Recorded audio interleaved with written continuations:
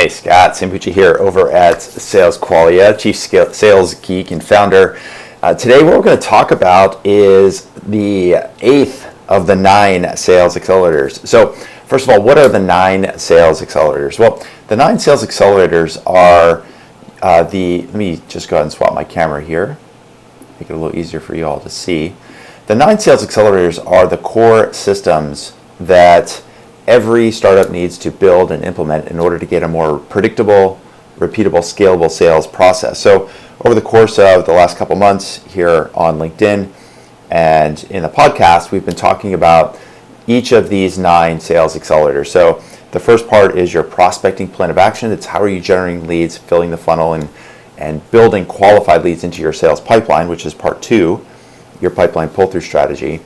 And once you've got those deals through your sales pipeline, then of course you need to convert them to your paying customers. And so today we're going to talk about specifically is in this third piece here, the paying customers, the conversions from your pipeline to your paying customers.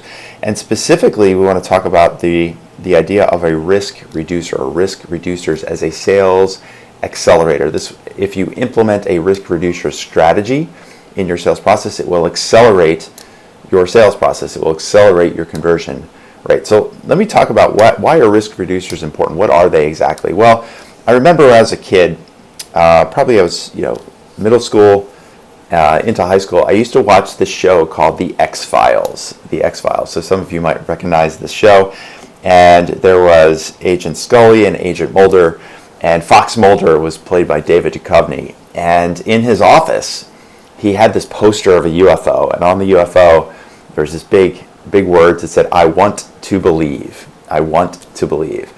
And when you think about your prospects, in a lot of ways, your prospects are like Agent Mulder. They want to believe that your product, that your service is going to help them solve their problems. The challenge that they have, however strong of a champion that person might be, however high up in the organization that person might be that wants to believe that your product is going to help them solve their problem, is that as a startup, you're a risk. You're a risk to their organization. They're worried that maybe you won't fulfill on the implementation that you promised. Maybe you won't be able to build out the product roadmap that you say you're going to build.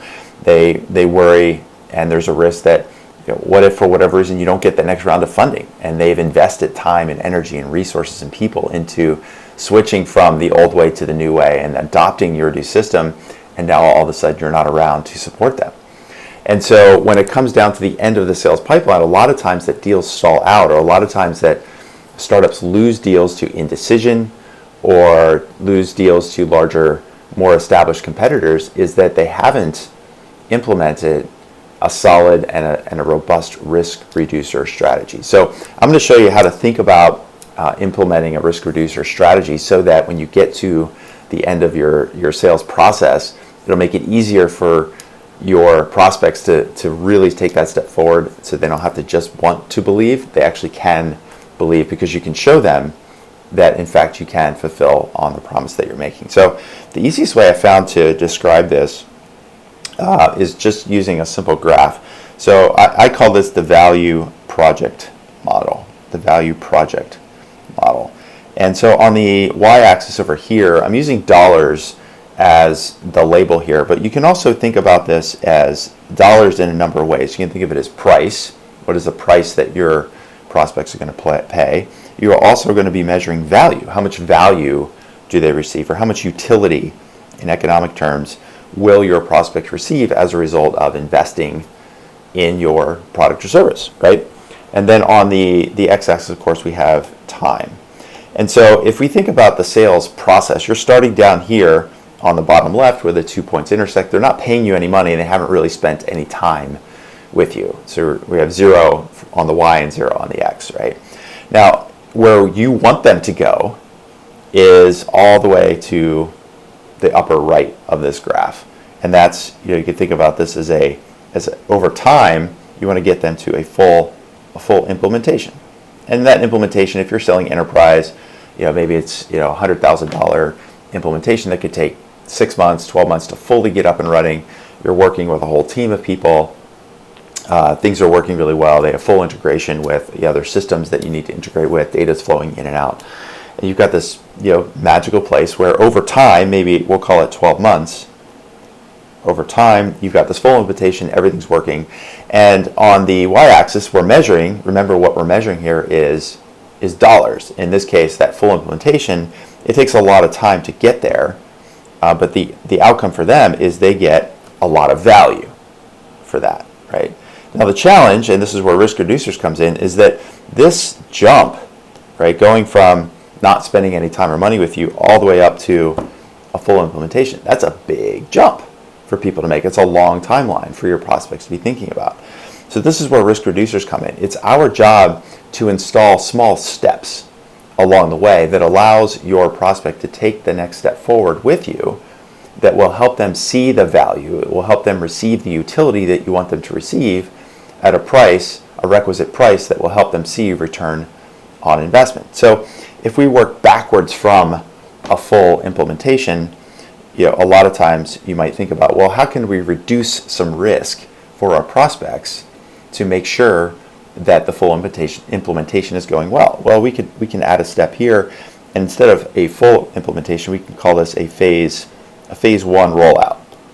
So instead of going full organization, full implementation out of the gate, you could tell your prospect, well, look, instead of going full organizational implementation right away, what we'll do is a phase rollout. We'll do phase one. When that goes well, then we'll go to phase two, right? And on that case, because it's a phase one rollout, it would take less time. Let's say that takes, say 6 months. Let's move this over a little bit so the graph is a little more accurate. And so it takes a little less time, of course, to do a phase rollout, phase one rollout. And of course, because they're only doing a phase one rollout instead of a full rollout, what that means is they're getting a little bit less value and seeing a little bit less utility as a result of the implementation, because they're not rolling it out completely to the entire organization.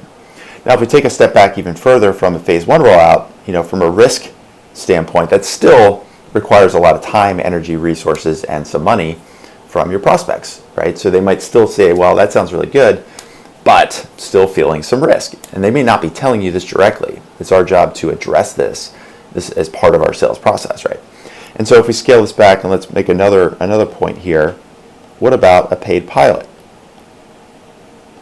Paid pilot. So maybe a paid pilot you could run over 3 months' time. And again, what we're doing is we're scaling back the timeline that your prospect is thinking about getting some results or value or utility, and the amount of risk that they have to take is a little bit less, because they can pay for a pilot. It's lower monetary cost. The paid pilot is going to be even smaller than a phase one rollout. It allows you to, and for them to keep the implementation really small, really tight, really contained, and allows them to see some level of success, not of course the full level of success they would see by an entire rollout or a full implementation, but allows them in a way to see this pilot as a bit of an experiment so they can prove for themselves and also prove for their peer group, maybe it's their boss or their board or the people below them in the organization, that look, this new technology, this new company, their solution is one that could work for us. We run this paid pilot over 3 months. We got some early results. Therefore, it makes it easier for us to take that bigger step with them. So again, we're reducing risk by scaling it back. And then we can add a fourth step here. We'll just call this a POC, a proof of concept. And let's say you can do a POC over 1 month's time. And so as we draw that line, again, from 0 time, 0 money invested up to full implementation, what we've basically done is we've created dots, we've created segments or stepping stones along the way that helps your prospect see results, and each time they get results, what they're getting is a higher value and higher level of utility, right? And that allows them to take the next step. So it's our job as salespeople, as a seller, to say, look, this is where we want to go. Here's the full implementation. This is the promised land where we want to take you and where you want to go, because you've got this $10 million problem, this $100 million problem that we can help you solve with a full implementation. But we get it, right? It's hard. It's a hard decision to make. It's a lot of risk for you.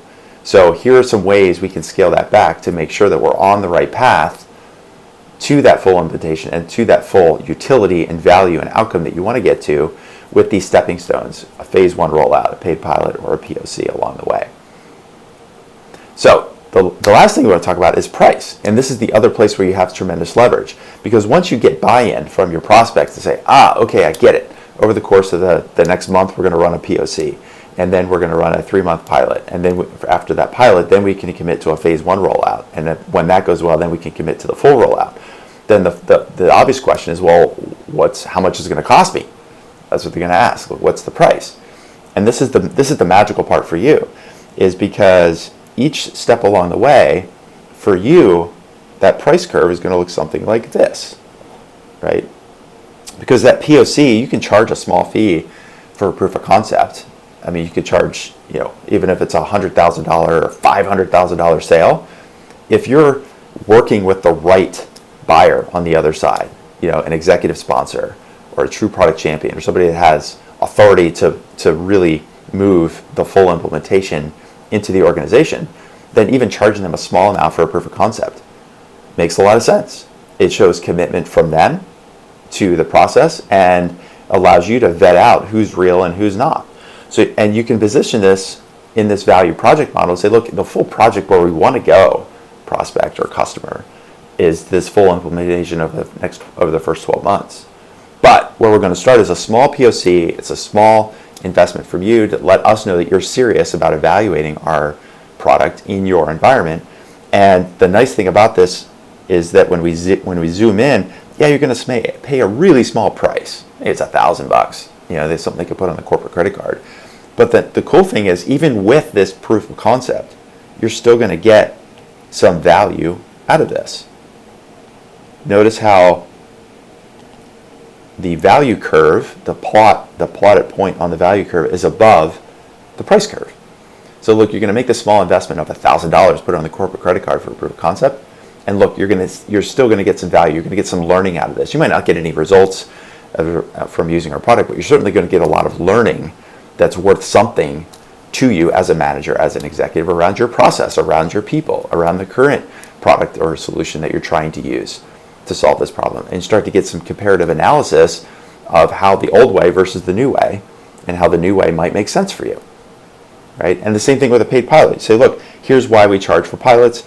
Not only are you going to get to use the product, you're going to get our hands-on implementation. We're going to be doing lots of training. It's almost like technology-enabled consulting.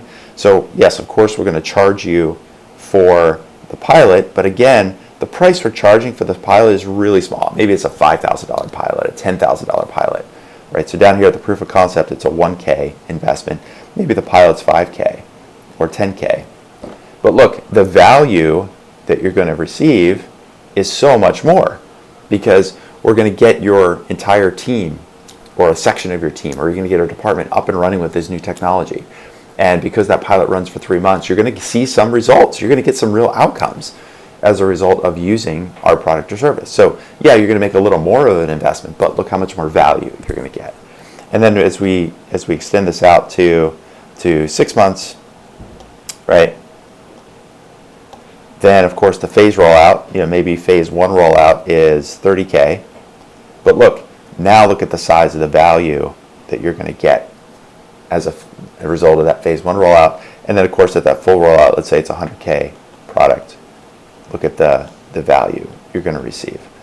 And if we're really honest with ourselves and with our prospects, that utility curve, that value curve, is probably actually going to accelerate, right? It's going to eventually increase at a decreasing rate, but what you might see is the POC might be a 1-to-1 value price ratio, maybe or 2-to-1 or 3-to-1. Like, hey, invest $1,000, but you're probably going to get $3,000 or $4,000 or $5,000 of value back in terms of learning, right?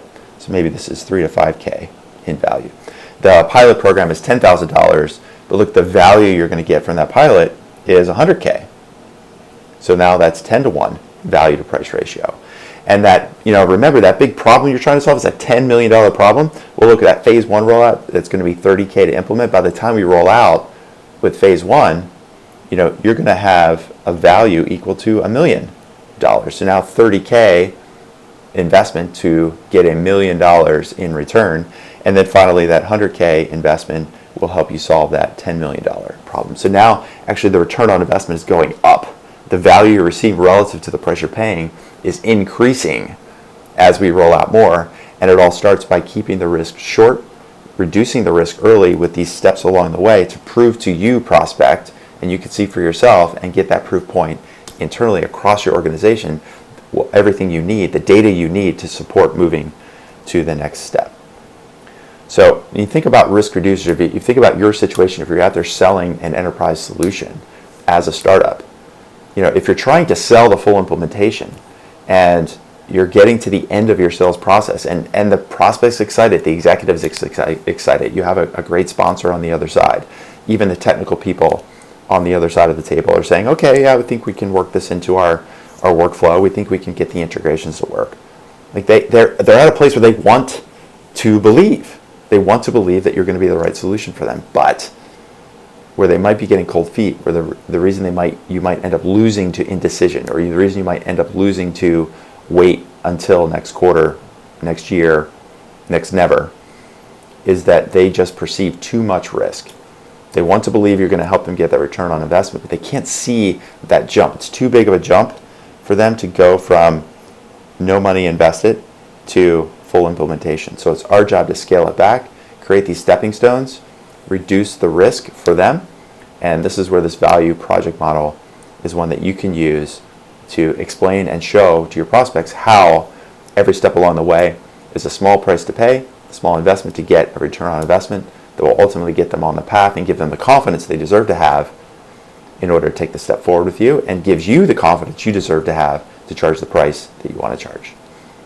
So that's it. That's why risk reducers are a sales accelerator, because if you get this in place, it will actually move your deals faster. It will keep them moving and allow you to prove the success that you know you can prove, allow your customers to take the next step with you, and if those deals move and the momentum is keeping moving forward, then you're going to be able to convert more deals faster. So slow is smooth, smooth is fast. All right, that's it for now. Thanks for watching. By the way, I forgot to mention, I'm going to be teaching a sales masterclass where we're going to be going through all 9 sales accelerators next month. So in the next couple weeks. So what I want you to do, if you want some help with this, if you want us to send you the details for the masterclass, just write the word masterclass in the comments below, and we will send you the details. We'll be rolling out the details in the next couple days. So if you want some more help with your 9 sales accelerators, defining them, assessing them, and implementing them, you definitely want to check out this masterclass. All right, that's it for now. This is Scott Sambucci signing off.